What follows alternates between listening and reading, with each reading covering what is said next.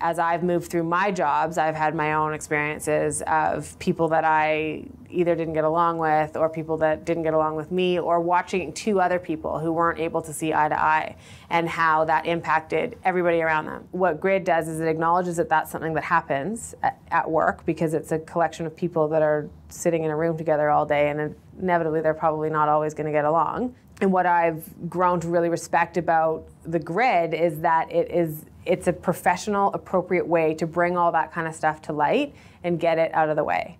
When I went to Grid, I had some idea already about what kind of leader I was, what kind of manager I am, but I had no idea how people perceive me in a random group of strangers. So I had never had that kind of feedback before. So one of the things I learned about myself was that I can come across as pretty intense.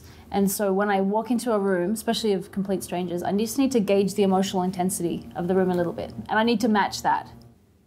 What I learned about myself in attending the Grid is that my leadership style at times can tend to be quite paternalistic. While on one hand, that might seem positive because I really take a lot of care and concern about the people I work with in advancing their careers.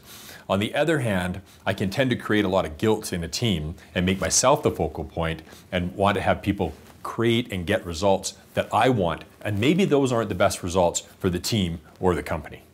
The thing about the feedback and the critique feature of Grid is that it's part of how you get to the results. It's not something that you have to stop and take a bunch of time out of your real job to do. It's actually part of the job, and it's part of making sure that what you end up with is is the best possible result. And I think that's one of the geniuses of Grid, is that they recognize that there's an issue, and a feature of that issue is making sure that everybody is on board, that everybody understands, that everybody is comfortable. Grid introduces that style into an organization and changes the culture so that it's now appropriate and encouraged and widely accepted. The benefit to our organization, and it grows exponentially as the more people that attend it, is that we have a common language that we speak.